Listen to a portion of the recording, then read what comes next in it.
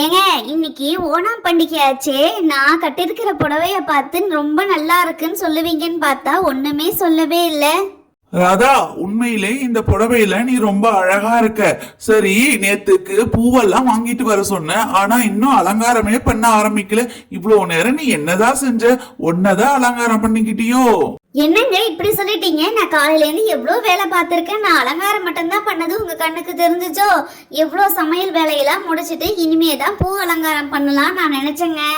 அம்மா, என்னம்மா நீங்க இன்னும் நம்ம வீட்ல பூ அலங்காரமே பண்ணல?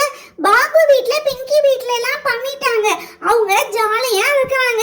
நீங்க தான் மம்மி இன்னமும் செய்யாம இருக்கீங்க. அம்மா, பிங்கி வீட்ல பூ அலங்காரம் பண்ணி இலையெல்லாம் போட்டு நிறைய சாப்பாடு எல்லாம் வச்சாங்கம்மா.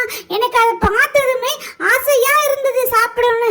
சரி, நம்ம வீட்ல அம்மாவை செய்ய சொல்லி நம்ம சாப்பிடலான்னு வந்துட்டோம்மா. ராதா, பசங்க தான் வந்துட்டாங்கல்ல, இன்னமும் மச நின்னுகிட்டே இருக்கியே. சீக்கிரமா பூ அலங்காரம் பண்ணு, விளக்க பொறுத்து சாப்பாடெல்லாம் எடுத்து வை, பசங்களுக்கு சாப்பாடெல்லாம் குடுமா. சரிங்க, இதோ பூக்கோலை போட ஆரம்பிக்கிறேன். சமையல் வேலையெல்லாம் முடிச்சாச்சு. கோலம் போட்டதும் விளக்கேத்திட்டு நம்ம பசங்களுக்கு சாப்பாடு கொடுக்க வேண்டியதாங்க.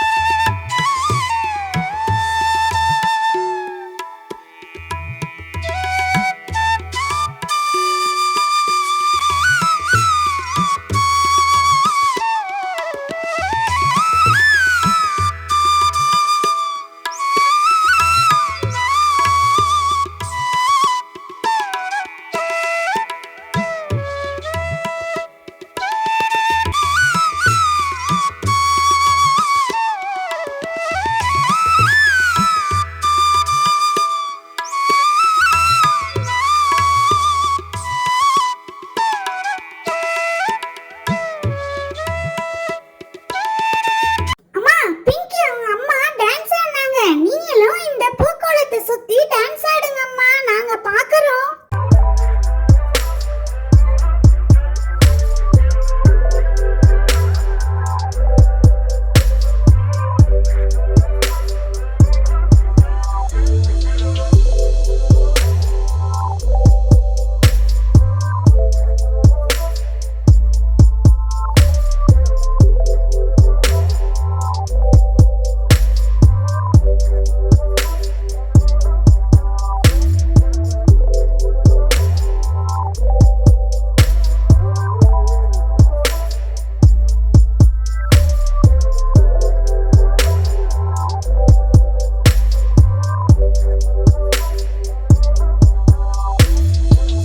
ஃப்ரெண்ட்ஸ், இந்த வீடியோ பிடிச்சிருந்தா பப்பு டைனி ஸ்டோரிக்கு லைக், ஷேர், சப்ஸ்கிரைப் செய்யுங்க.